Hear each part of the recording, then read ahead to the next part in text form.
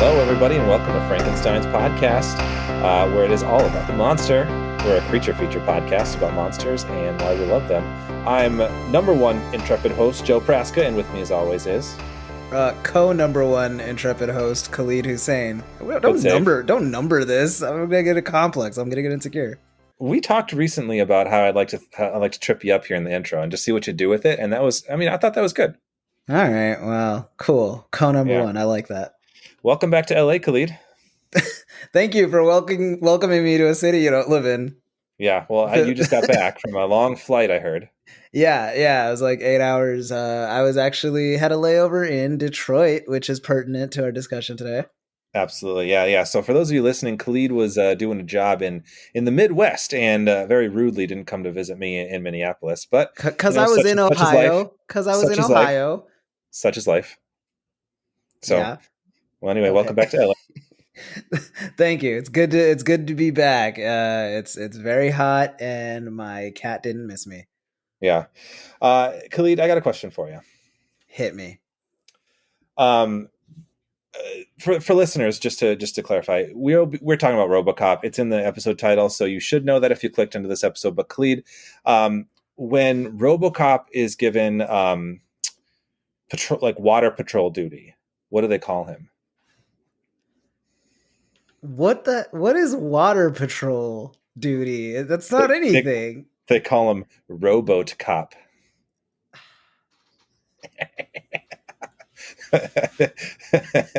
All right. You anyway, got it out of your system. Yeah. Anyway, Khalid, now that we have that in my system, I want to welcome our very special guest joining us. We have local artist, pop culture enthusiast, unflinching geek, our buddy and loyal Frankenstein, Jim Tandberg. Welcome, Jim. Hello. Thank you. It's good to be back. What up, Jimmy? Don't sound so excited. I almost didn't want to interrupt that wonderful exchange there. Jimmy, will you agree with me that is the joke is based on a faulty premise of like what is water patrolling? Water patrol is like a thing. Boats. Literally, no one calls that like Coast Guard. Maybe like yeah. I was actually gonna take a. I forgot what I was. I thought it was gonna be Hydrocop. But that's kind of cool, actually. That was it's cool, but it also doesn't sound anything like Robocop. It's not a good pun, but it's the closest I could get because I didn't understand what the hell Water Patrol was. I really do think Jimmy Fallon and the Tonight Show will be calling at any moment now. These jokes just get better and better every week. They are good. Thank you. Yeah, they're good. Water Patrol, isn't that a thing? What do you call it? Like boat patrol?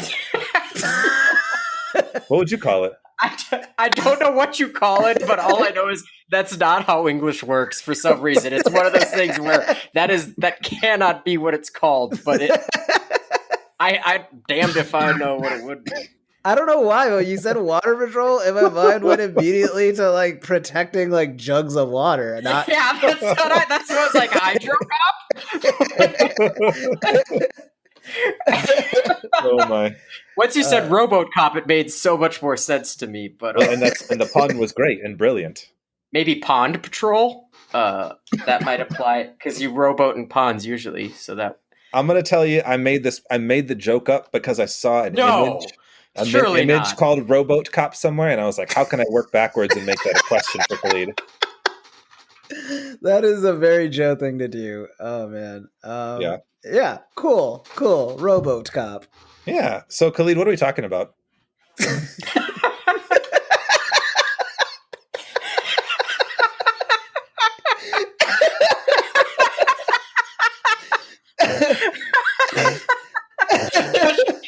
Catch the listener at home up, Khalid. Yeah. So today, thanks, Joe. Today we're talking about the 1987 film Robocop, directed by Paul Verhoeven. I've got a little description here from our homeboy Google, and it goes a little something like this. In a violent, near-apocalyptic Detroit, evil corporation Omni Consumer Products wins a contract from the city government to privatize the police force. To test their crime-eradicating cyborgs, the company leads street cop Alex Murphy into an armed confrontation with crime lord Boddicker so they can use his body to support their untested Robocop prototype. But when Robocop learns of the company's nefarious plans, he turns on his masters. Done. What a monster. They're creatures of the abstract that live off potential energy. It's alive! Damn, good description, Khalid. Not my best reading. I'll be the first to criticize. No, nonsense, Khalid. You read that whole paragraph from start to finish. Mrs. Weber would be proud. Oh man, she once said I should do radio, so I feel like I'm fulfilling. You're living up to that. Yeah. So Jimmy, you are actually the person who brought Robocop to us. We're aware of the film, I guess, but you were the one who suggested we do this on the podcast. So would you be willing to elaborate first, like why you thought it was a good fit for us, and then second, just thoughts? What do you think? You obviously like it, but why? I was looking for an excuse in my life to rewatch Robocop. I, generally speaking, don't really watch movies or TV anymore unless they're cartoons, and I'm in like a mood where I don't want to watch something seriously or anything like that. And I was like, I'd really like to watch Robocop again, but it's like I've watched that movie about 30 times in my life, though not recently in the last few years. And so then I got the idea, well, hey, Robocop is basically a monster. I have two friends who have a monster podcast that I am constantly trying to worm my way back into. So I thought, like, why don't I pitch them? So I tried this. I tried like a Verhoeven double feature, all that kind of stuff. And eventually you took with the Robocop through great persistence. And mostly because the main point that I tried to make to you is that you are called Frankenstein's podcast, yet to my knowledge, which is not complete of your work on this show, you have not yet done a Frankenstein-esque monster back from the dead kind of creature yet, I believe, right? I don't know. Maybe I'm wrong on that. I think not as close as this is. Well, what else would you consider? I feel like we've done. No, I think you're right, Jim. We've done stuff that I would say sometimes is Frankenstein-esque in that like it's a misunderstood monster like sort of attitude, but like not like a reanimated from the dead. You're probably right. Yeah. Yeah.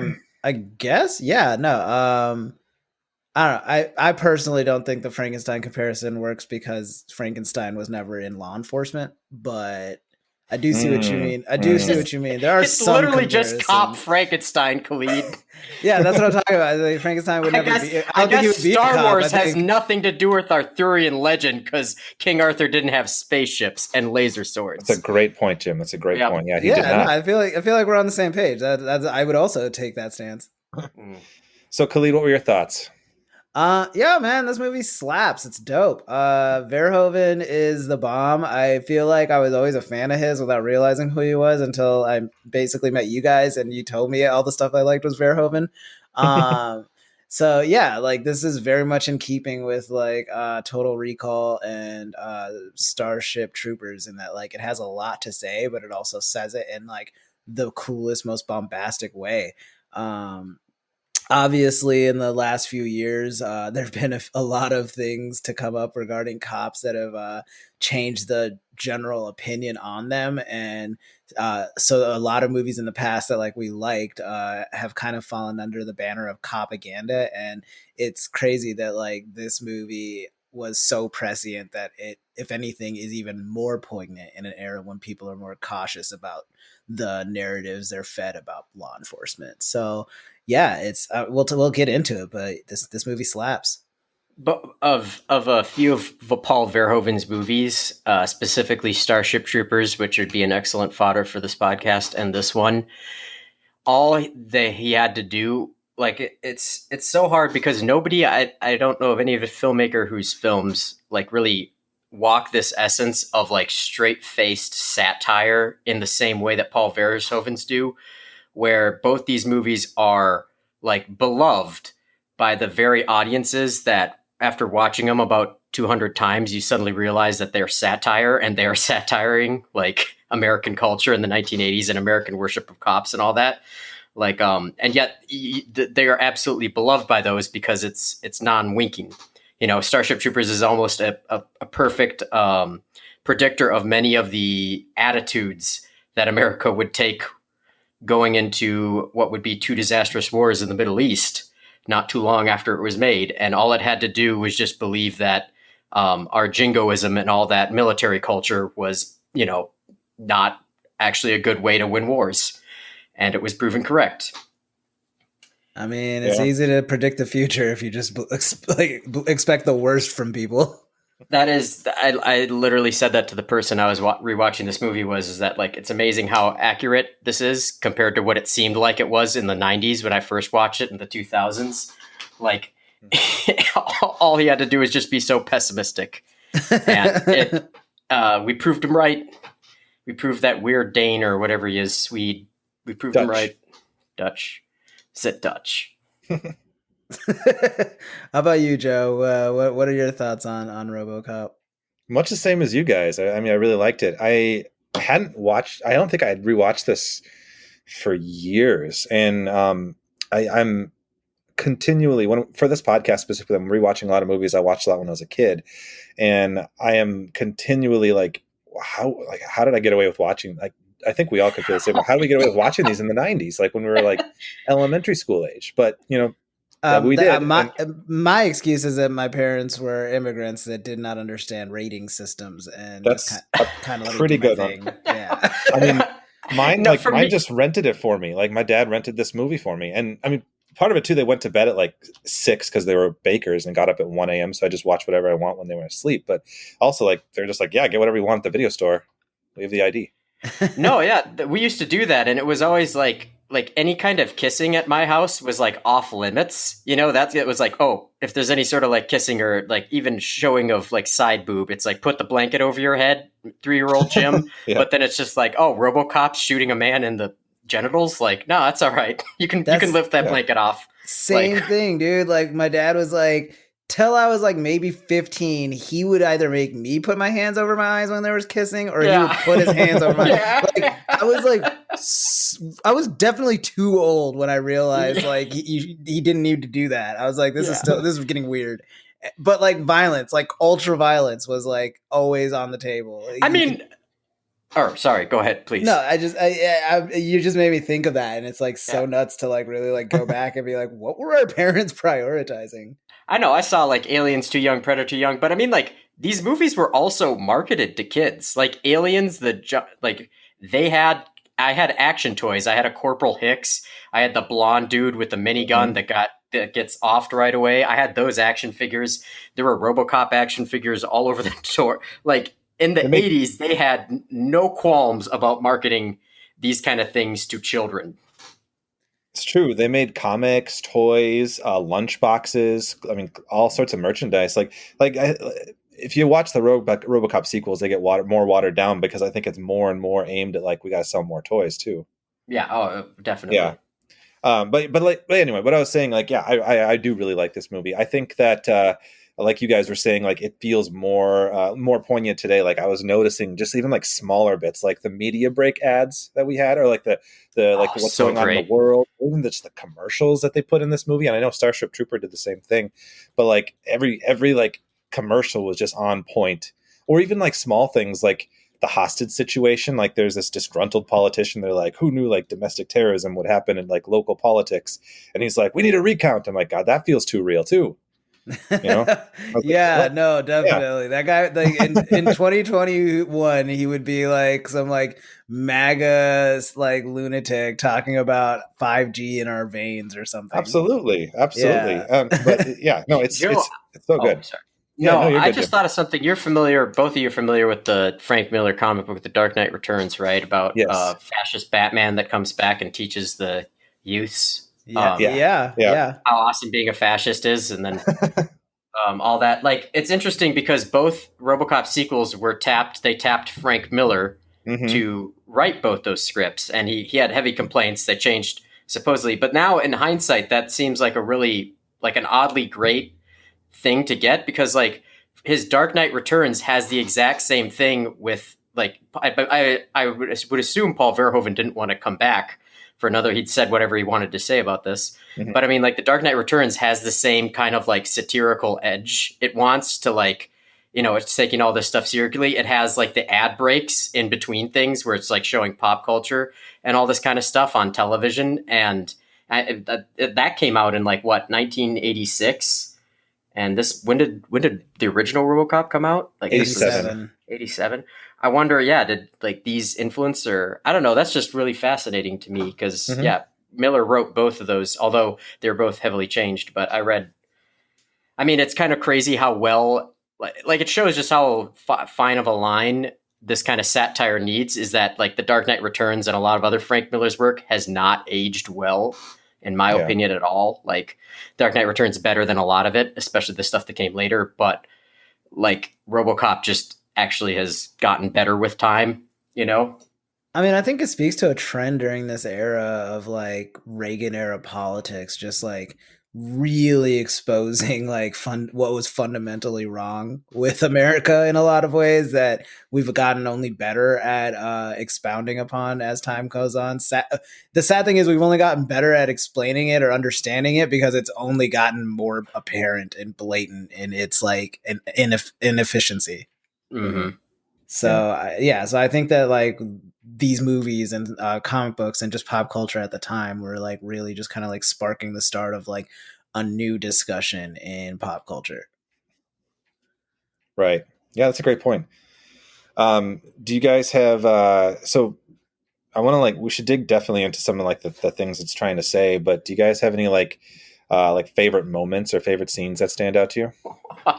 I'd buy that for $1. Is there any other answer? That's pretty good. It's just the best. You never forget that. Like it just no, always you stands just can't. out. It's just like the best dumb line in a movie ever, and it's great. And all the characters are just like laughing so intensely at that guy every time. Well, the movie is just camp, It is. It's like, so good, yeah. But it's weird. It's not like the Glee kind of like gay tinged camp that you typically think of, and it's also not like the Sam Raimi kind of silly horror camp. It's its own kind of like all the. I noticed this time, like all of Clarence Boddiker's crew, they all like are constantly just like laughing like hyenas, and like literally not even metaphorically, like they're laughing as hyena like. I have to assume that they were told to as they possibly could, and you're just like, like it's not realistic at all, but it's fantastic. Yeah, Khalid, you have some thoughts about the henchmen, right? They rule. No, I think the henchmen were just a very hilarious like foil to like the self-serious police officers. On top of that, it's just I think it's not anything revolutionary to say, but like to make them like so deviant, like so evil to the point where like half the time they're only doing bad stuff for like the sake of doing it, and like making it like that much more imperative that the cops come up with something to stop them. And it's like so important. I don't know, like I ultimately like they all just like made me like laugh. I will say that the top billing for gangster, obviously outside of Kurtwood Smith's lead gangster, is Leon Nash, played by our homie Ray Wise. That man he's aged very gracefully because he looks exactly the same in that movie as he has since I've been introduced to him. But yeah, they're great. Yeah. I will say my favorite scene is actually not one with the gangsters. It's this time around, for some reason, it was all of the like corporate intrigue. God. Yes. That was Ray Wise. Yeah. Oh my God.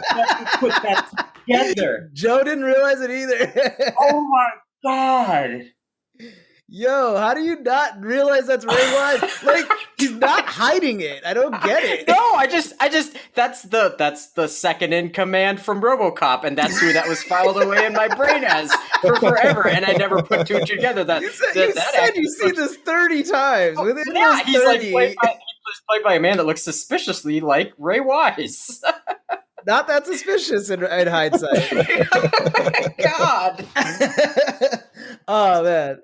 Yeah, no. So yeah, sorry to blow listeners' minds at home. If you're driving, I apologize for what accident surely came of this. No, he isn't, because that didn't happen, and we're not liable. Thank you for the disclaimer, Jim. That's very wise. Sorry to blow your minds. But I will say that my favorite scene this time around had nothing really to do with RoboCop or the gangsters. It was the corporate intrigue this time really just like made me laugh about like how like cutthroat they were. And my favorite scene is the bathroom scene when like you're getting like that POV from like under the stall. It's just like a bunch of dudes in suits like just talking shit in front of a urinal. And then eventually like the room starts to clear out and you realize that like the feet you saw under the stall is the big boss, and he comes out and he starts like talking shit. But it's all of that is only my favorite because of like the interaction he has with the guy.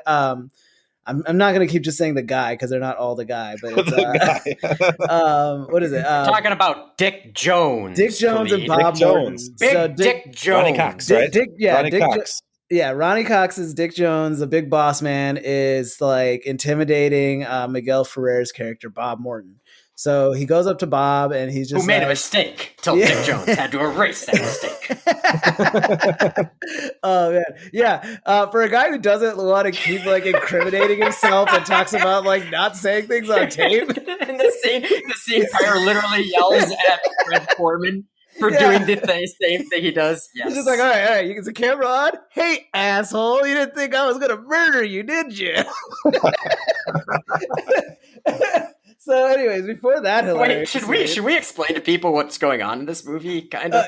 Well, let me just explain the scene I like so much. I like the bathroom scene specifically because Dick Jones goes up to Bob and he's like, when I was your age, I also made fun of the boss. We'd call him things like asshole, iron butt, and I'm just like. One of those makes a lot of sense, and the other one is gonna need like a whole half a day's worth of like explanation as to like how you go. In what scenario would you call a man iron butt? And I don't understand like why everybody would like take so much joy in doing so. So like for me, that was something that I've also seen this movie a few times. Never clocked it until this time that iron butt was in there, and I had it's the new like crown jewel of memories for me when it comes to this movie. It's intention. Like, I mean, it's not just a throwaway line. Like, this movie is a full on R. Like, they could go anywhere with the language, but they chose somebody chose iron butt. And here's the thing. Yeah, true. I don't know why. Yeah, somebody chose iron butt. That's the takeaway. That's the beauty of this movie. Like, yeah, Jim, you touched on this about like the kind of camp it is, and like I think what I love about it is that like yes, somebody chose iron butt. Like everybody who from the minute that script was made to like when it was like fully shot and realized, like they all greenlit iron butt, and it all comes down to Dick Jones, like Ronnie Cox's like reading of it, like. At no point does his character like give away the game of what kind of movie they're in. And none of the characters do. It's such a testament to this is already such a high concept, wildly silly like film that it does nothing to have the characters in on the joke. And it's the kind of thing where I know people always say like, well, that movie couldn't be made today. It absolutely could not be made in today's climate of like self-aware comedy. It would be something so like they'd get like Paul Rudd or somebody to play Dick Jones, and like he'd say like iron butt and then look at the mirror and then but he's really looking at the camera or something. You know what I mean? It's just it's such a like pitch perfect tonal read to all of this movie, and I think that's what really like makes that joke and that line land for me is like you finally start to like peel it back like, oh yeah, there's no way people were like resisting the urge to laugh through all of this. Yeah, Right. I think that I don't want to like I don't like to put too much stock into auteur theory. Like this movie was made by hundreds of people doing a really good job, like all movies. But I mean, I feel like a lot of that has to be Paul Verhoeven, just because it's so evident in a lot of his other films, and I haven't really seen it in a lot of other filmmakers. And it's definitely missing, like to an extent, the next two RoboCop movies, the winking at the camera is certainly there. Not as so much in 2, but definitely in 3. Like there's not that handle on that tone of, yeah, this is dumb, but it kind of becomes awesome if you play it like the right way, despite how stupid it is, you know? Yeah. No, like it's a ludicrous script and they play it like it's Shakespeare. Mm-hmm. Yeah. So Khalid, I'm actually in agreement with you about the corporate stuff. Like, was for me this time around was surprisingly really interesting. So this movie is aggressively anti-capitalist.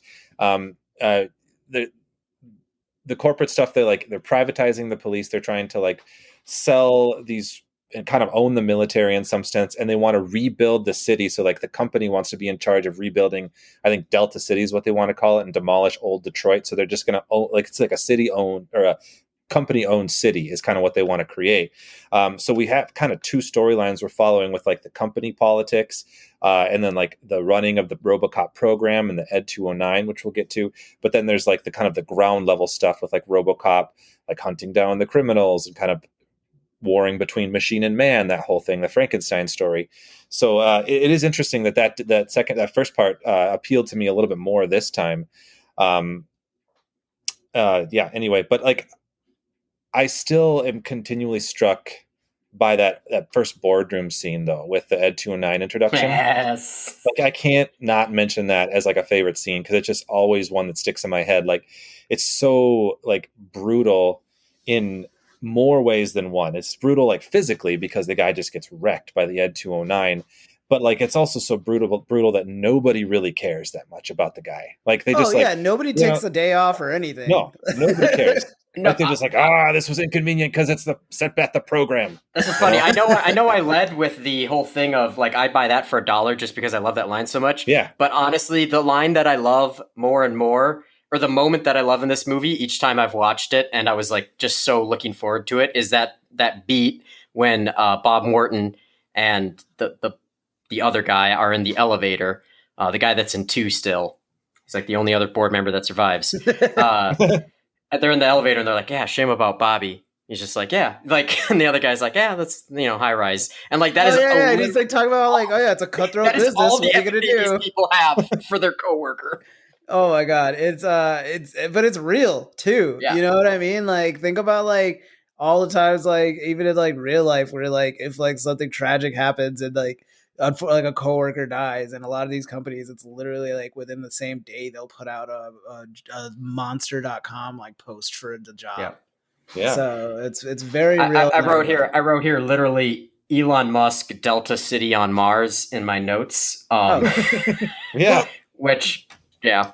Dude, like the privatized city thing is like so scary now when you think about like something like Jeff Bezos. Did you guys hear that? The Amazon towns. Yeah, Amazon towns. He wants to basically in San Bernardino, California, for starters. They want to get a huge tax break to start funding Amazon classes to kids in high school as a way to like basically like, hey, do you want to like learn how to like become like middle management in Amazon, and like we'll test your aptitude, and if you're good, like you'll have a job right out of high school. You don't need college. You'll just work at Amazon until you die. And it's freaking terrifying. But again, like it just speaks to like this stuff was seeded into America a while ago, and people have been warning us for a while about this. Mm-hmm. So that's scary. Horrifying. Yeah. Jesus. God, I'm just saying, like we weren't in high school that long ago, guys. Like, that could have been us. Like, we could have been like going from like Miss Weber's class to like an Amazon class where we've learned how to like, This is how you hold your urine for 8 hours. And this is the booth that you cry in for 5 minutes at a time. Also, another real invention that scares me. They have crying booths. God, yeah. All right, let's get on to another topic. This is depressing me now. Too sad. Yeah, let's do a better synopsis of the movie. Like I think maybe honestly, like, let's just talk about the like in retrospect optimistic world that RoboCop painted for us, because yeah. At least in that world you get like some like real crazy like over the top stuff to like put your attention to. Here it's just like slowly depressing. Yeah, you get cyborgs. Yeah, cyborgs are cool. Yeah, so one thing the movie does kind of cool that I noticed more this time, like paying more attention to the corporate stuff, they make like a really cool, like they draw like a through line between like like corporate bosses and crime bosses really well. Like, and I know a lot of movies do that, but like I think Dick Jones and Clarence both said at different points, they said good business is where you find it. And so like it's interesting, like the movie like shows that the distinction is really just like the fact that one's wearing a suit and one's not. Like they do the kind of like wheeling and dealing that they do is very similar in many different kinds of scenes between Clarence and like any of the business guys that you see like at OCP. So I thought that was kind of a cool thing to kind of note. Like it felt like a little more subtle, but still very intentional. No, Joe, you're right. Like the scene where Clarence is talking with the other drug guy before Robocop busts in, like that has like it's literally, besides the fact that Clarence Boddicker is chewing the scenery fantastically, like it's just it could be one of the boardroom scenes almost. You know? It has the same energy. I never thought about that before. Yeah, I thought that was a really cool thing. I think it just speaks to like the inherent cravenness that comes with capitalism, and like if you're really good at capitalism, that like regardless of what title you put in front of yourself, you're just like a vicious like vulture that's just like consuming like your own to the point where you like until you have everything. And I think that's it is just like a brilliant illustration when done right. I think that a lot of my favorite shows and movies about crime like really illustrate that point. So this is definitely like the case with RoboCop too. I want to say though the funny thing for me though is this time watching it through is Dick Jones's like fear of being caught for murdering Bob. And I don't know why it never occurred to me before. I'm like, you started this movie with your robot malfunctioning and murdering a man in a boardroom full of your coworkers and no one cared. I don't know why he's like fine with one and not the other. I think that if your robot breaks and kills somebody, you killed somebody. That I don't get that. Why is Khalid, that actually is not true. And like I think we can infer from like the rules of it that in the world of RoboCop, they have probably stripped back like liability lawsuits to the point where like I don't even think in today that that's necessarily true. Like your company might be like liable to pay out the family, but like has anybody gone to prison for like poisoning like hundreds of people?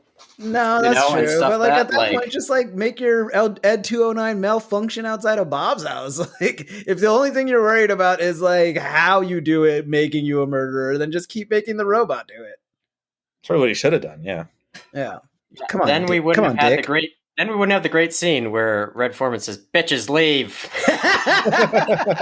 and then he just shoots Menendez in like the legs. All right, this wouldn't be a proper RoboCop talk if we didn't give Kurtwood Smith his flowers. The man, you have to, yeah, so fantastic. He's a Hall of Fame villain. Like he's so good in everything I see him in, and like just like most people our age, I think I was really introduced to him in that '70s show, like on a prolonged period of time, and that's where he stuck out in my mind. But then to see him pop up in other things over the years, I'm just like, yeah, like the way he like snarls every line is so great, and he's just got that like the face of like a man that you want to hit because he's so just like disdain, you know, like the disdain that he shows you.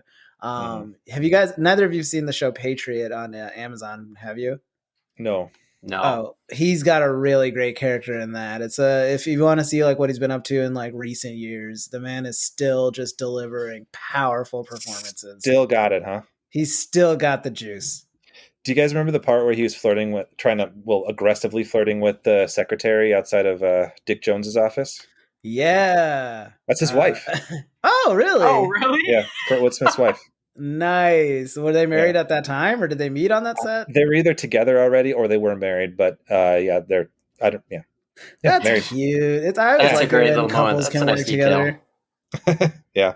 Yeah. Yeah. He's great. Come on, Bob. Tigers are playing tonight. Never miss a game. Like just every line is great. Na na na na na na. The amount of times I've been. This is maybe TMR, but the amount of times I've been taking a leak and I've just started saying to myself alone in the urinal, no. I feel like that's like inappropriate for a couple of reasons. No, like the way I'm not trying to justify it. I'm saying it. Oh man! All right, we're getting a lot of insight into how your mind works, Jim. I appreciate that. I appreciate it. Uh, so going on the Kurtwood Smith stuff still, one fun fact that I thought was kind of cool. So when in full Robocop costume, apparently Peter Weller like tried a little bit to be a method actor for a bit. He like wanted people to only call him Robo, but like Paul Verhoeven just like thought it was funny and giggled every time he would ask him to do it. But then Kurtwood Smith just completely ignored it and just called him like, Peter. And so then Peter Weller dropped it like pretty quick, apparently. I mean, I don't know. Like if Kurtwood Smith tells you something you're doing is lame, like you kind of just have to take it, right? You got to listen to it, yeah. Yeah, he's probably just like, "Come on, man! I'm a serious actor. Don't make this a joke." Yeah. There's a whole shit ton of fun facts about this movie, but like there are a couple that I just thought were really fun to like bring up. I think so behind the scenes again. So like Nancy Allen, who played Lewis, like apparently her first day on set was when Verhoeven was shooting the I'd buy that for $1 stuff, like to put on the TV, and she thought that she had signed on to making a film with like a director who's just a complete idiot.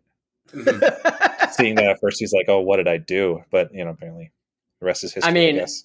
One of my favorite tidbits is that in the scene where he's going to get Mr. Leon Nash, Ray Wise, there's a very, very quick shot in there where there's just like, everybody's kind of dancing around. And then there's a quick shot where there's just this guy and you can barely see him, is just going absolutely nuts right at the camera.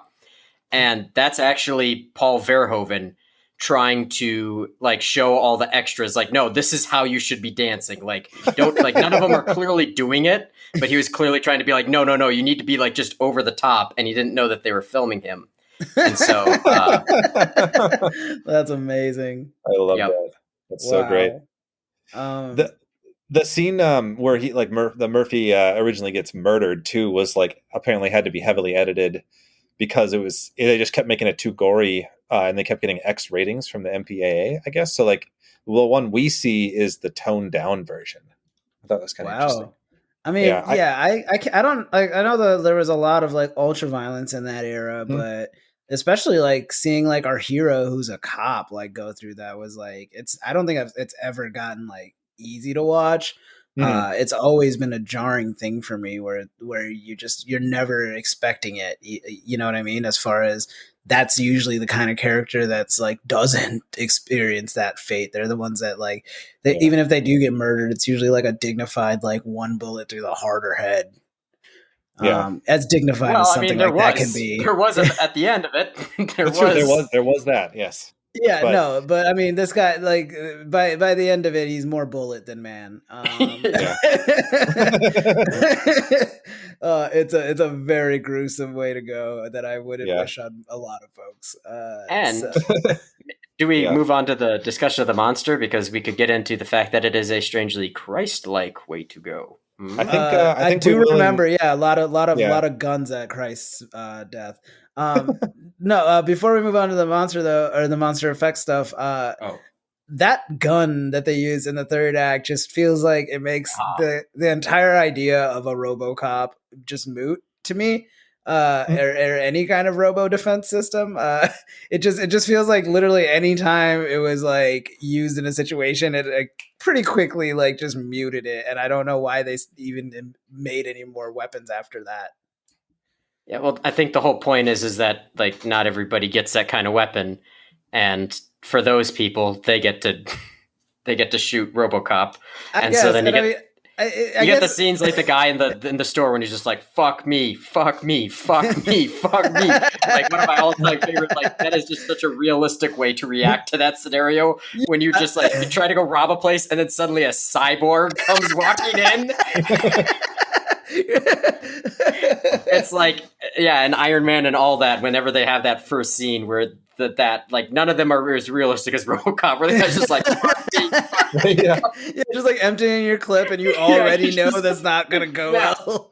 Oh man. The other thing I forgot to mention was I think it's also very prescient of like, this is like old Detroit is like experiencing a very like to the core fundamental problem, and the only way that like leaders know how to address it is to just keep funding the police force, which is just going to like continue this like battle instead of like in any way trying to address these systemic issues. Like they don't, it's never like, why don't they get these corporations to come up with ways to make schools more effective? It's like, no, let's figure out how to like reanimate a corpse and turn that into like an indestructible cop. And it just speaks to like I was saying at the top of this episode, I was in Ohio and I was going through like all these towns that were very like, for lack of a better word, like underfunded in their own ways. And without fail, every time I went through there, it was like top of the line, like 2021 cop cars.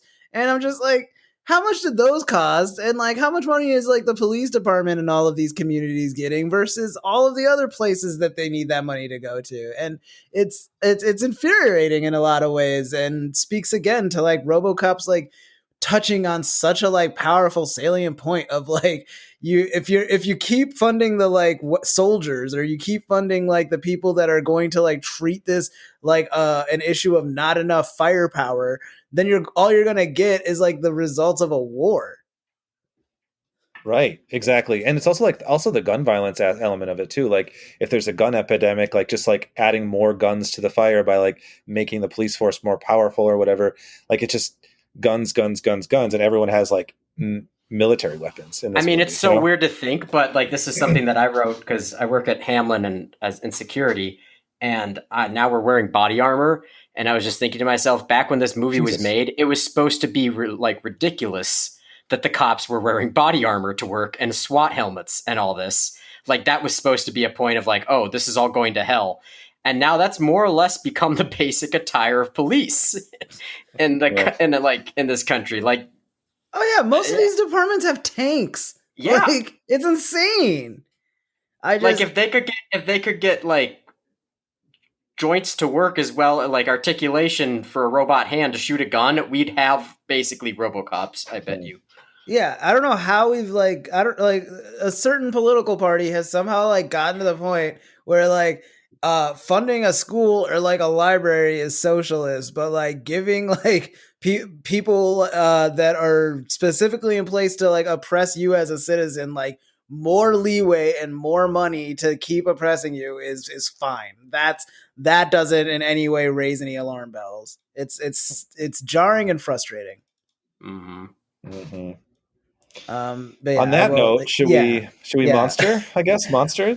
Yeah, I'll get back off my soapbox. Let's monster. No, I like your soapbox, Khalid. Keep it handy. I can look into you. I die. Yeah. Yeah. All right. Let's get into it. So I have a lot of stuff on quite a bit on this movie, but I wanted to first start with the Ed 209, which is kind. I mean, it's the non-humanoid robot monster. The movie, the script and Verhoeven wanted it to be a counter to RoboCop, so not a man in a suit, so it's its own thing. But it was actually designed by a guy named Craig Hayes and the iconic Phil Tippett, of course, who designed the robot. But Craig actually did most of the work on putting it together, like the physical work, and Tippett did more of like the overseeing of it. They built it as both a miniature and a full-scale model, and did mostly stop-motion animation for the effects. And Tippett did the animation himself, which was kind of cool. But they had a lot of freedom to put it together, and they said like one movement on it could take anywhere from like 10 minutes to an hour and a half to do like the stop-motion of it. I would have to say that my favorite bit is when he falls down the stairs.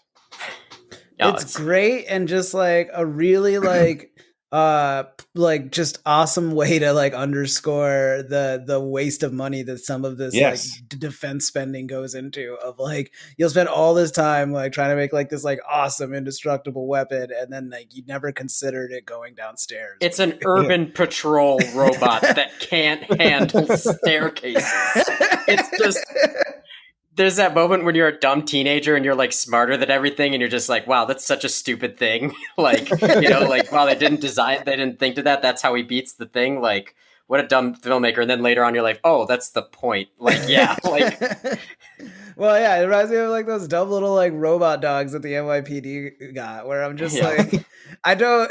What is this supposed to accomplish versus a real dog? Like that you needed to do this and like spend the money on it, and this movie is basically Nostradamus level like smart in what it predicts. Yeah. I loved how the Ed 209 like growled at people, but then it also like when it falls down the stairs, it like whines and clicks. It's a pig squeal. That's a pig squeal. Yeah, it sounded some like farm wisdom for you. I love that, Jim. That's why we have you on the show. I feel like the stair sequence reminded me like a lot of like a Robot Chicken sketch almost, just like the way it looked and sounded though. Like it's. My favorite bit with the Ed 209 is when they first introduce it and it like walks into the boardroom and then it just stops and like resettles into its position and it has two little pistons on the back of its like calf legs that go like they just spin around a bit, and it's just like that must have, because it's all stop motion, that took probably like days of work just to get that little detail for those little things like at the end, and yet it just adds so much to the, because the thing, it never looks realistic, when it's the stop motion puppet. But I think a real key is, unlike a lot of like CG ages so poorly, and yet with this kind of stuff, you just kind of like, I don't know why you groove with it. You just do. It's like, it still looks so cool. You kind of marvel at the work that's being put in, because you know that there's so much that's going into it, even if it looks a little silly or like stiff or the movements are goofy. Like it's amazing what they did to make it work. Yeah, and it's kind of bogus because it's not like that much work, if not more, is going into a lot of like the CGI work, that's true. Hundreds and thousands of man hours, but it just doesn't look good. Like it's different. Like the prequels, I can't, like, I don't like watching those movies at all. Just Robocop prequels? Number of reasons, yeah. Like the Star Wars prequels. Like Star Wars prequels. Yeah, just the number. I was confused too. I was like, what? I was like, what's No, sorry. I should have made that. Yeah. Sorry. When you say prequels in a pop culture sense, it's obviously Star Wars. Yeah, no, like the Star Wars prequels, like it's so distracting. Even the first time I saw like Revenge of the Sith in theaters, and like the final lightsaber scene, which it's everybody's favorite scene in those movies, and it just like, it looked like a video game kind of to me, and I couldn't stop like not liking it. And you didn't like Yoda ping ponging around with a lightsaber. That didn't do it for you. No, we don't need that. Like this podcast. It's a great point, Jim. We don't need that. I didn't come here to rant. Did you not? Of all the places to rant. Well, let's wait a minute. Let's see if something more relevant to RoboCop comes up. Fair enough. We'll save Yoda. Should we talk about RoboCop himself? Let's do it. Yeah, I want to hear about those effects. So we know, like, so once he becomes RoboCop, once Peter Weller becomes RoboCop, he's got 3 directives, right? Serve the public trust, protect the innocent, uphold the law, and then a secret 4th one. Even though the 3 are supposed to be like kind of like the 3 laws of robotics from Asimov, I think. Yeah. But anyway, the secret fourth one is you can't harm an OCP or arrest an OCP like executive or something, or like upper officer or whatever. So that's why Dick Jones has to be fired at the end to be killed. Dick, you're fired. You're fired. Yeah, that dude's just like already like on the same page as RoboCop. Yeah. Like, oh, I get it. All right, I'm gonna fire him and then I'm gonna elbow him and I'm gonna tuck and roll. You got that? It's good. No paperwork needed, so that's nice. First, you botch the product line, then you take me hostage. A bridge too far, Richard. Yeah, I do love the like selective outrage with that guy. Yes. Oh man, yeah. Dick, I'm very disappointed. Like, a man has literally just been shot 30 times in the boardroom. Yeah, that's not the line for him. It's very interesting. And then when Dick Jones like falls out the window, and it's like the arms are suddenly like just ropey and like 3 feet long each. It's very funny. That was a puppet, that they made like an entire. Was it not actually him? Okay. No, yeah, it was a puppet of him. Surprise.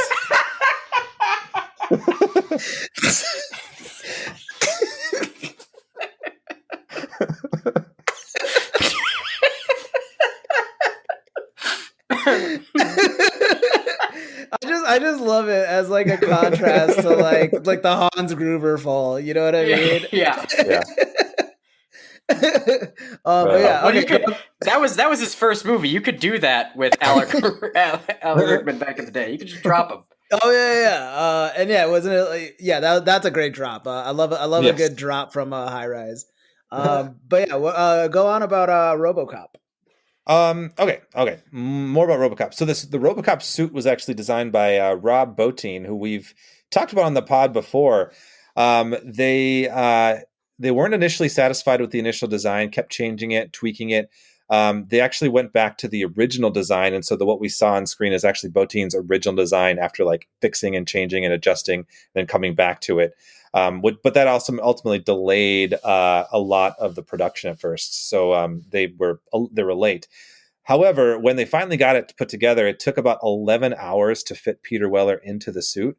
And when it was done, he was originally like planning like mime exercises to try to like get in character. And when he got in the suit, he actually found like everything that he had learned about miming was useless. So he just had to like act like a robot, I guess. But he did fine. I think he did great in it. Go on, Jim. No, I was just going to point out, at various points, I thought like Peter Weller did a very verbotic movement. Yeah, so like he just kind of just like had to. I think his mime coach actually still worked with him, but they figured out how to make like just these robotic movements in the suit that worked really well. And the suit actually was the most expensive thing on the set, which it ended up being somewhere between $500,000 and $1 million. That's actually makes a lot of sense because it's a dope suit and like money well spent in my opinion. If only because like for a generation of people, it's like the standard bearer for a cyborg like that. You know? Oh, absolutely. I don't think that ever since then it's been matched as far as like such an effective, like you tell someone RoboCop without ever seeing what RoboCop looks like, they're probably going to guess pretty close to that. And in a good way. And I mean, even now with like that terrible remake that came out like a few years ago, like that design is ass compared to the original RoboCop. Yeah. And it's wild to think when like you have so much more at your disposal nowadays, like design and technology wise. It's just iconic. They actually had seven different suits throughout the movie that they used on screen. So one of them had special safeguards and fireproof fiberglass to help the stuntmen perform the gas station scene. There were two that were used for the third act when he gets damaged from the Ed 209, and there was one no suit kind of thing that was like easily and more fragile that could like just get destroyed for certain scenes. So there's like different things that they use for different moments, but it's kind of cool. Yeah, I think I don't know. The suit is really iconic. So you're absolutely right, Khalid. The new one sucked. Joe, wasn't the inspiration for the character? I don't know if you got this in your notes. I read this somewhere way back when. I don't know how true it is, but wasn't it that Paul Verhoeven wanted to make an American Jesus, and his whole idea was an American Jesus would have to be some kind of combination between a cop and a car, and that's where RoboCop came from. I don't know if that's true. I remember reading that somewhere, and I was like, wow, that's the dumbest, weirdest thing I ever heard. And then I kept thinking about it, and then I was like, that's maybe the most insightful commentary anybody's ever made about Americans, especially in the 80s. That's such a good own, though. Like, that's such a good, like, you ever had somebody, like, insult you, like, so well that you have to give it to them? Like...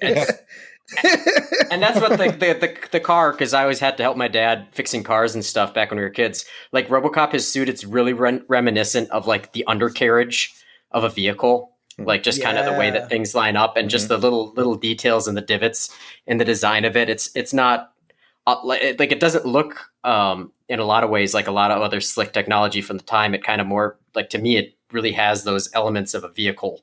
Yeah, in retrospect, there should have been some dude that like poked his head out of a Trans Am and was like, "That thing got a hammy." I think that's the only thing this movie was missing is like somebody asking like what kind of engine it was running on. Go ahead. Riding the car analogy, Jim. Did you know that when in full costume, Peter Weller could not actually get into a car? So whenever he's in a car, he's not wearing pants. I didn't know RoboCop and I had something in common. That's really funny to think about now. I got to rewatch it with that in mind. The car scenes, where it's just, oh yeah, he's just like I'm just imagining RoboCop in his boxers now, and it's hilarious. I love the horrific implication that like they can bring back the dead in RoboCop world, and the best thing that they can think to do with that is to try and get around their crummy programming. like literally, well, if we bring back a guy who already knows everything about being a cop, then we don't have to write all this good code. Like, we don't have to pay guys to write decent code. And like, that's the best application for this. Oh, that was actually such a cool sequence. The POV of when RoboCop is coming to life, and like you see that year of them making him, and the New Year's party where like the drunk girl kisses him and stuff. And I don't know, it's just so cool to see it all that way. And then like the first time you see RoboCop is that video footage of him right before. Oh, that is actually, you know what? I take it all back. That is my favorite scene of RoboCop of all time. It's a great scene. Just what a fantastic way to introduce a character. Like, yeah, and it delivers. Like it's building up to like you're not gonna believe what you see, and then you see and you're like, dang, that is dope. Speaking of things that are dope, Khalid, I knew you were gonna do that. That pause was just a little too long. I knew you were gonna do that. Bears I are wonder dope. what's coming up next. You said it so insecurely. You just like mumbled it. Bears are dope, Khalid. Yeah, say it with your chest, Joe. Bears are dope. 4 Bears test.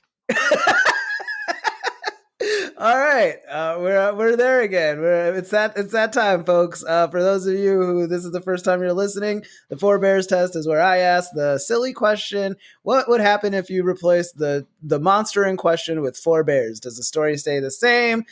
Is it change? Why does it change? So yeah, let's get into the nitty gritty. What happens if you replace RoboCop with 4 bears? It's a wildly different movie. I don't know that the corporate intrigue makes as much sense.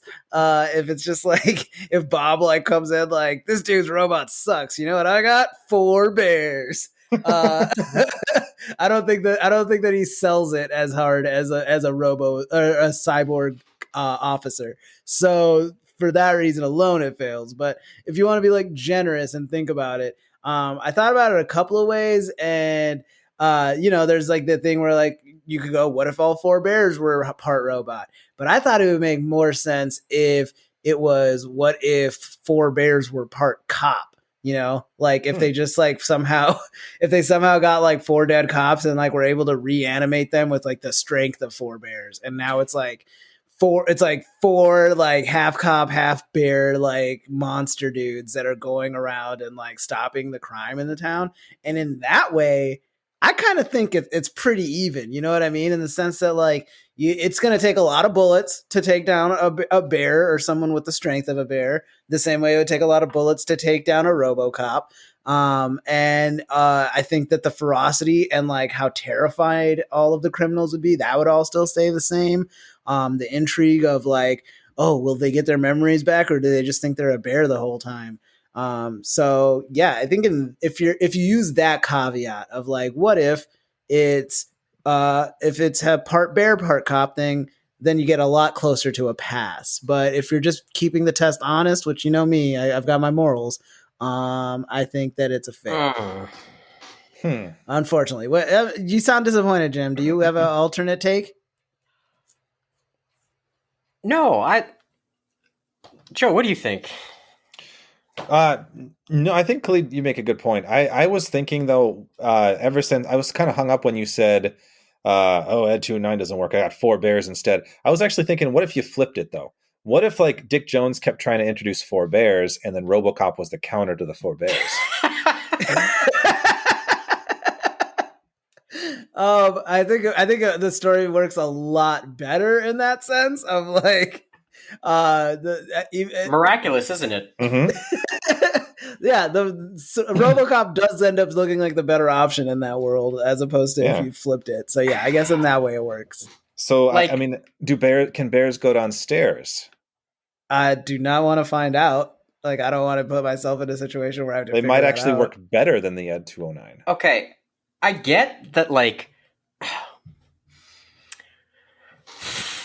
I get that, like, the inconsistency is part of the gag of the joke and all of that, but the whole freaking point of the Four Bears test, as you laid it out, Khalid, was that is this monster, like, the only way that it could ever be even remotely useful is like, well, if you just replace this monster with 4 ordinary bears, is it no longer scary? Not 4 Robocop bears, not 4 reanimated bears, not 4 bears with jetpacks. It's just like, does this movie still work if 4 bears are there, or is it improved? And that is the only thing, because like without that concept, this whole segment is just you bringing this moderately enjoyable to quite enjoyable podcast to a halt, so you could just muse for a few minutes. Yeah, like that is what it is. Yeah, and you know what? That sucks ass.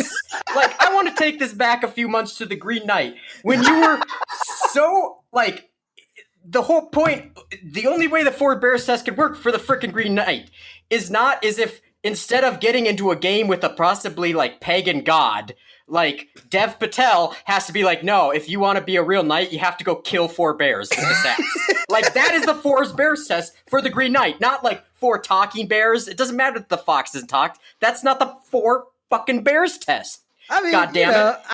And by the way, an Iwo Jima, like, bears lifting the axe over their head, 4 bears in an Iwo Jima, like, it's a Dev Patel regular human-sized axe, Khalid. Like, it doesn't, like, a bear is stronger, even a black bear is stronger than the average human being. It's the lack of articulation in the paws. Not like, this isn't Song Wukong's never-ending staff. Like, it's just a freaking axe. Like, one bear could lift it if he just got a grip.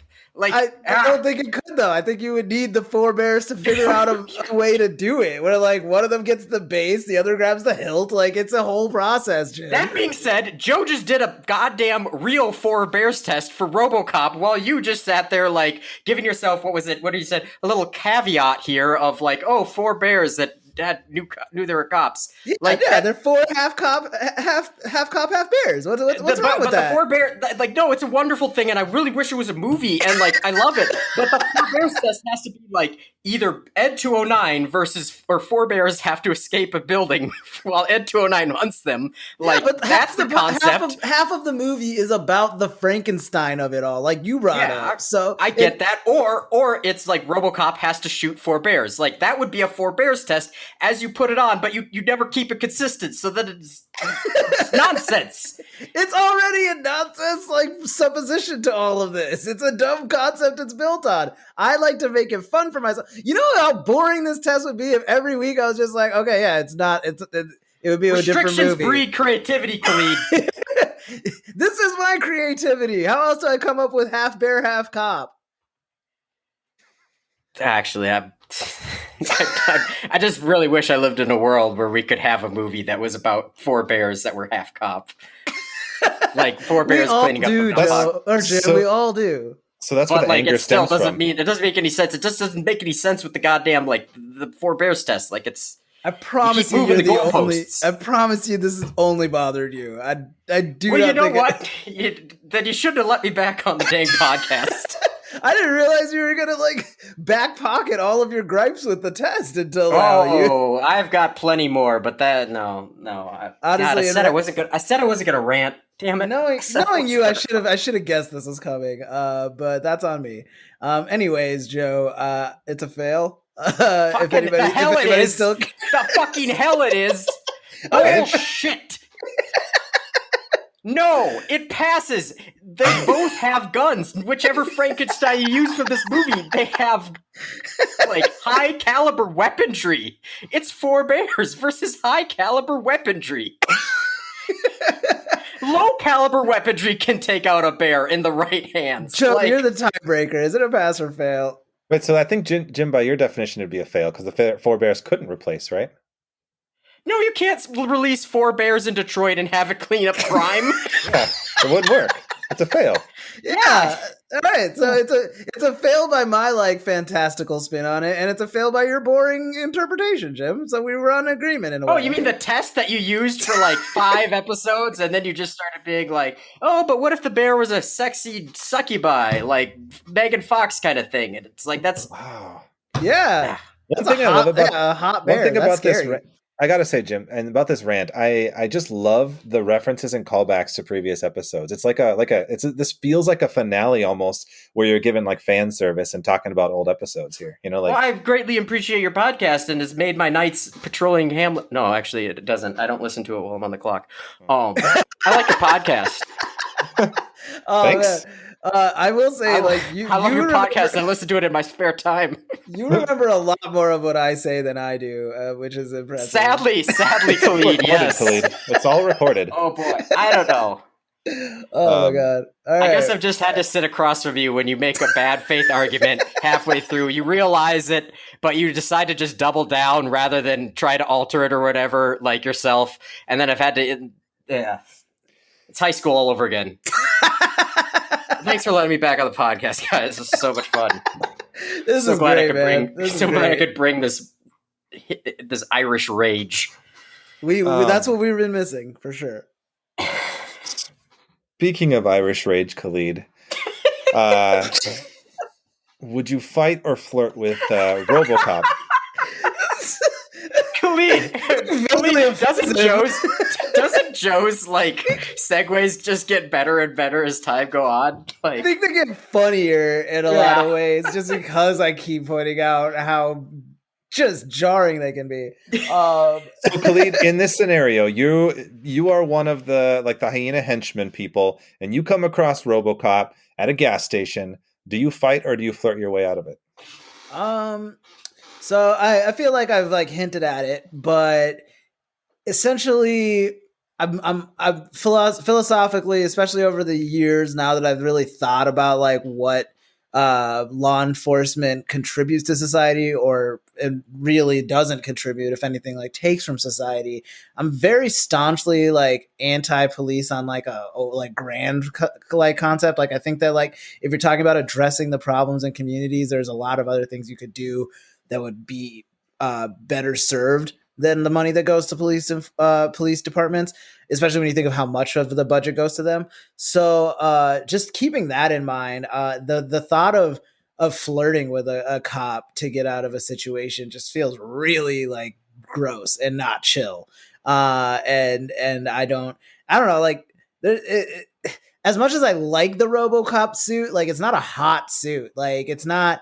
You don't look at that build and go I want that for a companion. You know what I mean? Mm. And then outside of that, it really seems like the only human part is the mouth, which is you would think that'd be a plus, but if anything, it's creepier that it's just the mouth that's human on it. It feels almost expressly the scientists made it with sex in mind. So it's off-putting to me for a couple of different reasons, and for that reason, I would fight the Robocop. Also, if I get that gun that they have in the third act that just blows everything up to Kingdom Come, I'm definitely fighting the Robocop, because as far as the movie has made an argument, that weapon is where all technology should have just stopped being invented in regards to warfare. That thing solves every problem it comes up against, including the Ed 209. So I think that I could just wreck Robocop with that. That's why I would fight it. Well, there you have it. Great answer. What about you, Joe? You fighting it or flirting it? Yeah, I think for your reasons, fight it. You got to fight it. Isn't it weird that it's weird that it's just the mouth? I get it in the sense of Peter Weller's performance and all that stuff, but on a if you really think about it, why did all these creepy scientists, one of which kisses him when he's booting up, why did they give it a human mouth? What are their intentions with it? There's a lot of times when he's charging and not moving. Are they doing things to it? I don't know. Maybe I shouldn't be putting that out there. But I mean, he has a face behind the mask, but yeah, no, I hear you. But it's the only part you see for the majority of the movie is his mouth. Yeah, I think it's is it supposed to mirror a superhero suit almost though, right? Yeah, no, definitely a Batman vibe. But when you think about Batman isn't like that because a bunch of people made him like that. That's a choice. True. What about you, Jimmy? Gee, Khalid, I think you just got to the whole crux of RoboCop with that comment. No, I'm not stupid. I'm not getting shot in the dick. I'm flirting with it.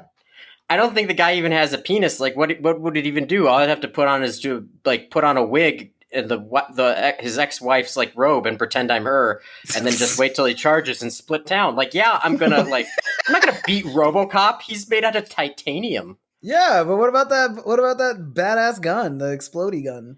Oh, do you think? I'll give you goddamn money if you could fire a gun half that size to beat a machine designed for shooting people. I'll tell you what, I'm gonna try. I'll definitely try. I never when I say fight, like I fully understand. Johnson blown halfway across Detroit, back to Ohio. No, I'm flirting. As long as like, okay, caveat, helmet on. Like, no, the helmet off. No, that won't work. But helmet on, it's Peter Weller chin, even if it's reanimated. Yeah. Do you think if you shoot him in the mouth, I understand why they didn't shoot him in the mouth because for a litany of reasons, but like, do you think if you shoot RoboCop in the mouth, it's like an immobilizing shot? I think they expressly made the bottom of his face to look as human as possible to kind of like assuage people that like, hey, this is something you could trust. Yeah. But I think if you put a bullet through it, you'd find that there's probably very little like actual flesh there, just enough to get the illusion off. I would assume that's probably that there's true. Just enough there to do that because they, I had to assume that they had anticipated him being shot like near the chin area. Right. Yeah. No, that's fair. I hear you. All right. So you would fight it, or no, you would flirt with it to escape when it recharges. I wouldn't win in a fight. So yeah. All right, Joe. I got to use my feminine wiles. The bigger the risk, the bigger the reward. I understand my Johnson could get blown across Detroit as you so elegantly put it. Johnson. I would have a nice romantic dinner with baby food and RoboCop. Be vaguely Lady in the Tramp like, just spoon feeding each other. I guess Clarence Bedecker just really, really inspired me with like his bravado when it came to fighting RoboCop because he had him on his last legs, something that like an entire fleet of police officers barely were able to do. Clarence did by himself. I mean, he messed him up worse than the RoboCop 2 did, to be honest. Spoilers for the next movie. Like, RoboCop was in way better condition at the end of RoboCop 2 than he is at 1. Thankfully, I've never seen it. So, yeah, on that note, I wanted to, before we move on to the last segment, we should wrap it up because we are reaching that time. But, Khalid, you've never seen the sequels, is that right? Yeah, somehow I've not been subjected to those. So there's a RoboCop 2 has Peter Weller in it. RoboCop 3 does not. RoboCop 3 is a PG-13. Then there was like a mini series that was like called RoboCop Prime Directives on Sci-Fi. There were like 4 small movies that they made. And then they made a TV show also. I mean, none of the miniseries or shows had Peter Weller or like any of the main cast, but from the original. But it's kind of what I said when I kept getting watered down more and more for like merchandising, I think. And I think the main idea of like the thesis of the original movies were just like completely lost. And then the remake, of course, was also a PG-13 and just did nothing for anybody. I applaud that they didn't try to like, for the remake at least, that they tried to do something different. They chose the most boring way that they could have taken the property, but at least they didn't try to just remake RoboCop. I do think they were trying to like say their own spin. They didn't do it well. That's something or did to it say. Interesting, but and the suit sucked, which is a big problem. Yeah. But the only thing I remember from the TV show is that he had like screws in his. At one point, he's stopping a car and is like. He has like screws in his feet that screw into asphalt. And I thought that was cool. And that is an image that has never left my mind. But that is, and then I remember you tried to show me like the sci-fi movie back at the proto Frankenstein's podcast, which was just Joe telling me about something weird and being like, want to come over to my house and watch the Star Wars holiday special and all that. That's what I really liked Frankenstein's podcast was back when it was just that Joe like, yeah, George Lucas hates this. Come and watch it in my house. Like, oh yeah, they made sequels to RoboCop on there. He fights a guy in a skull mask for some reason. He did. That's right. Yeah, the miniseries was weird. They were weird. Yeah, they're super weird. 2 is sort of. I don't know. It's okay. It's worth a watch. I do like that it's a movie called RoboCop 2 that is actually about RoboCop 2. Which is one of the many disappointing things about RoboCop 3 is that there's no RoboCop 3 in there. That's so like the whole point of the movie is that there's now a RoboCop 2. So weird deep cut can like reference. So like the kid in RoboCop 2 like further, like, so I don't know, Jim, you probably noticed this. Khalid, I'm guessing you did not at all, but like RoboCop 1 has a whole bunch of like actors who are in Star Trek. You notice that? I know Kurtwood Smith was in Star Trek. He's the Federation president. Peter Weller is in Enterprise. He's in Star Trek Into Darkness.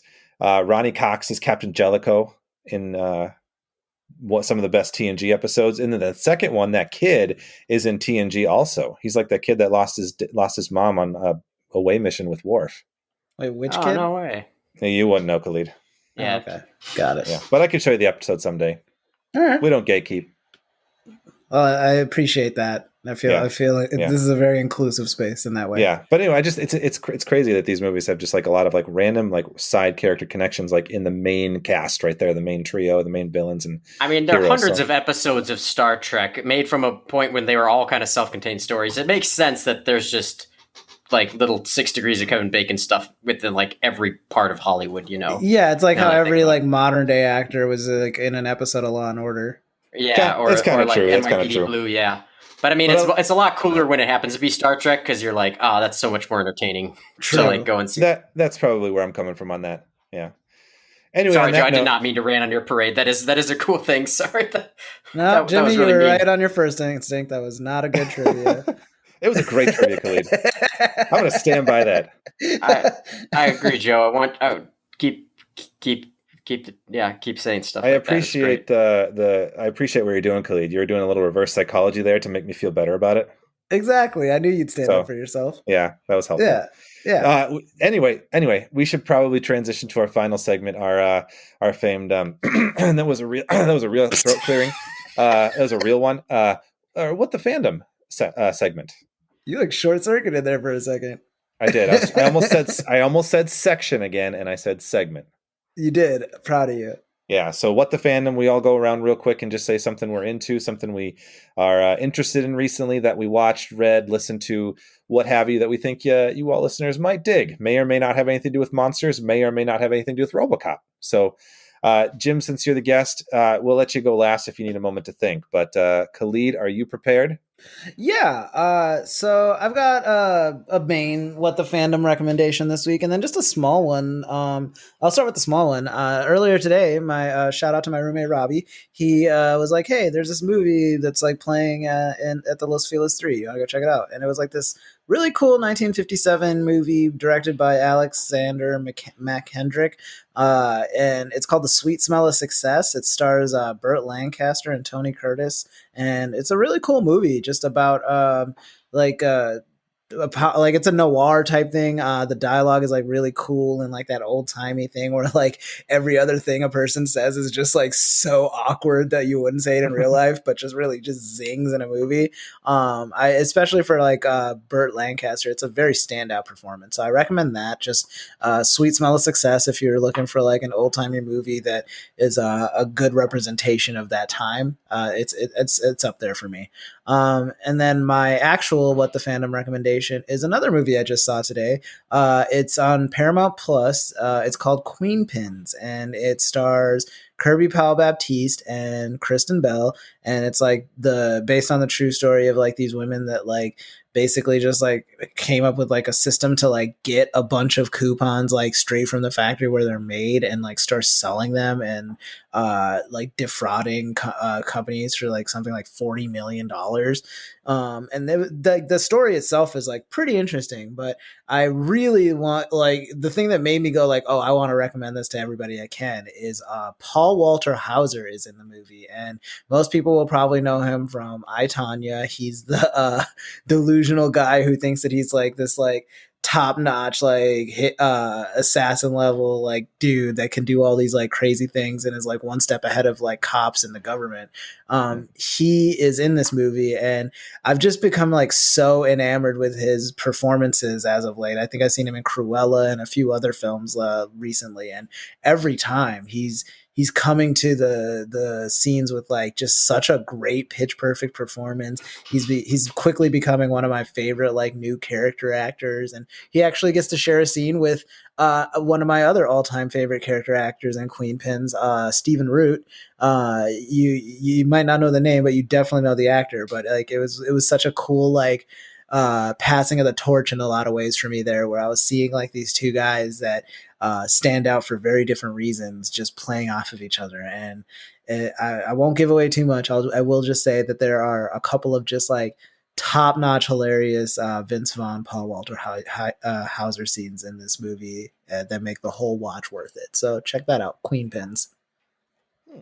Sounds fun. I'll put that on the list. Yeah, definitely. I hadn't heard about it. Cool. Khalid, I am also going to recommend two things. So just to stand on the same footing as you.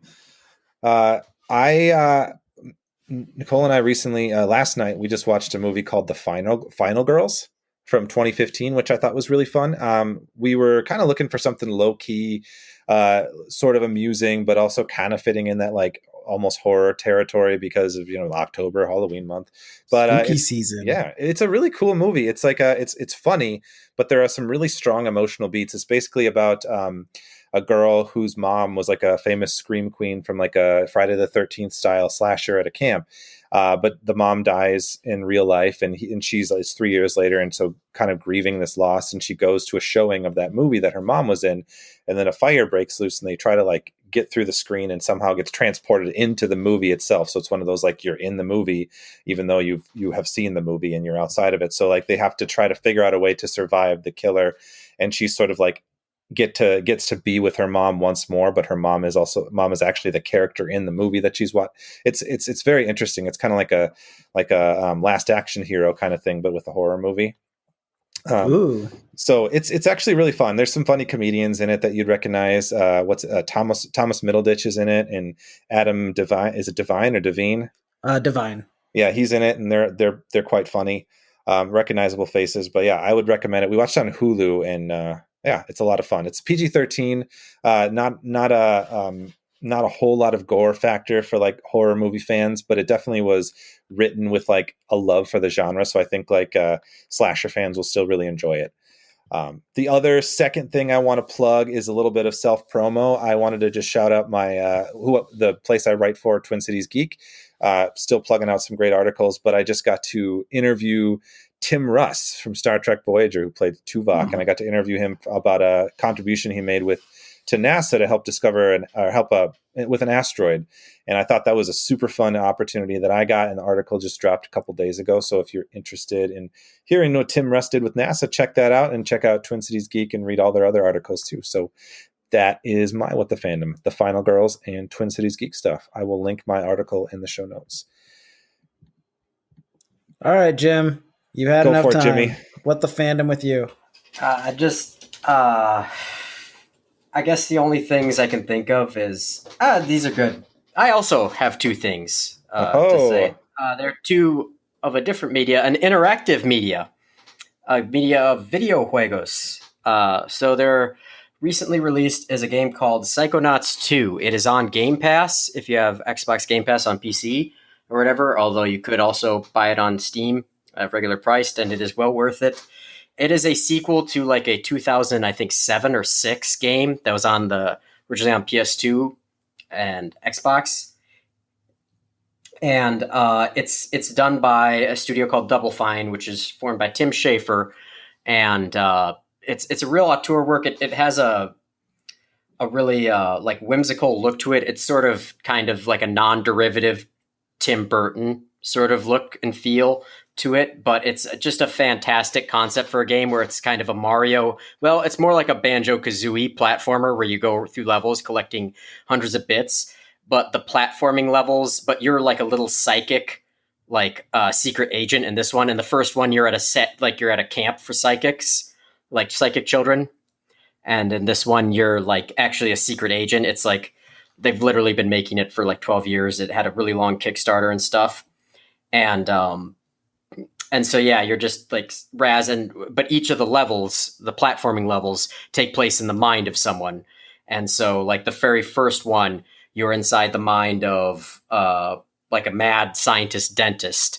And so there's all this weird like dental imagery mixed up with boring office imagery for other reasons and all that.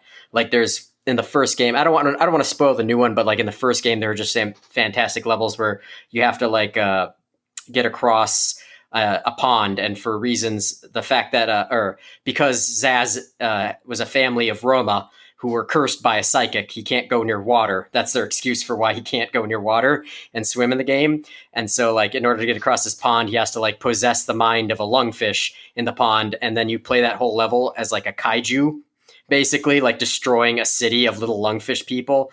And it's just absolutely hilarious. Like the first game, there was just no other game like it at the time. And so it really stood out and was really funny. But in this game, there's a lot like more indie games with like creative writing and that sort of stuff, but it still stands out. And what's really cool about it is it has, in the years since, they've really changed it to a thing of, there's a very clear like mental health message to it, and very clear thing about like just trying to heal broken people kind of message behind the whole story, which is really lovely and delightful. The second game is a game called No More Heroes 3 on the Nintendo Switch. It is the third in the No More Heroes series, which are kind of they're made by a man named Suda51, is sort of the brainchild of them. This will be the last one, he says.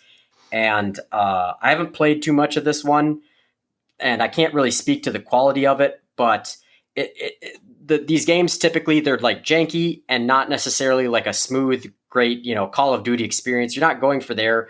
You're more going for an experience of something weird and experimental.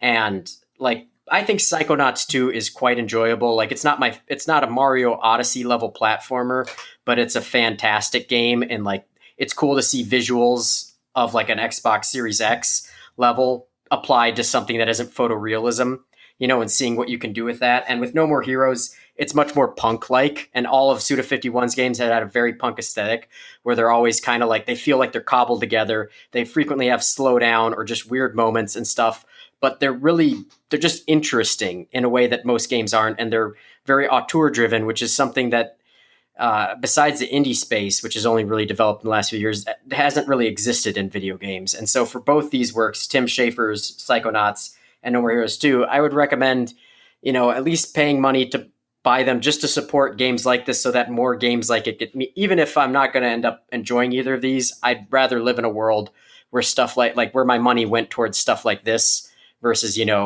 as much as I like Zelda, another Zelda game, that kind of thing, because I think video games are a better medium with these kind of games. So those are my recommendations. Cool. Thanks, Jim. Yeah. Thanks for that, man. Yeah. Yeah. Very interesting. We don't get a lot of game recommendations, so it's always fun to see those talked up a little bit. But anyway, we should probably wrap it up. This is shaping up to be one of the longer episodes, so that's fun. I mean, there's a lot to unpack in RoboCop, so it makes sense. But Jim, do you want anything you want to plug, or any like social sites you want to tell people to visit while you're here? No, I basically just sit in my room and wait for you guys to let me back on the podcast when I'm not recording here. So yeah, I got nothing going on. Optimistic. Mm-hmm. What about your did you say a DeviantArt page? No, I don't have a DeviantArt page. I don't drop porn, Joe. No, I got stuff, but I'm not gonna. Yeah, I'm not gonna plug it because it's kind of a mess at the moment, and I'm a humble security guard. That's all. Well, when you get your stuff up and running, your art stuff, you let us know and we'll link it. Sure, why not? Yeah. Okay. All right. But anyway, seriously, thank you for letting me Jim. back on, guys. Like, I really, really, really do like doing this kind of thing. Yeah, man. And it's always really nice talking with both of you. Yeah, absolutely. We'll be back on again. Don't worry. I hope, and I will not rant. Khalid better work out the 4 bears test before then, though. That's all I gotta say. You foreshadow your rants. You're like, I'm not gonna rant, and then you say, I'm not gonna rant like a couple times, and then everyone listening knows it's gonna come. So big Lewis Black energy coming from you. Yeah. No, I will certainly think about how I've been going with the 4 bears test, but honestly, don't really care. I think I'm doing a fine job with it. I think it's doing exactly what it's supposed to do. But yeah, guys, thank you for this awesome discussion. I've been looking forward to talking about RoboCop since we pitched it. It's great. And thank you guys at home for listening, as always. Joe, do you know what we're doing for the next episode yet? Next episode should be our Halloween episode. We're doing Pumpkinhead. Ooh, Pumpkinhead. The Great Pumpkin? Never seen it. I'm trying not to learn anything about it until I watch it. I mean, you never see it. Like, Linus is just kind of left at the pumpkin patch at the end. Spoilers. but he always comes back. All right. Well, I guess I can't go into a sight unseen now. Thanks for that. Anyways, yeah, we'll It's be doing Peanuts. There's never a happy ending, Khalid. Oh man, truly braced our generation for like the many types of like depression related things we'd be dealing with. Oh, certainly. Anyways, yeah, Pumpkinhead, that'll be the next episode. And thank you guys for listening as always. Until next time, creep it easy. I can't wait to hear it. That's fine. Leave it as is. Oh, did you say something? I'm sorry. I literally said creep it easy as you said it, but that's fine. Say it one more time so I can stop recording, Khalid. Until next time, creep it easy.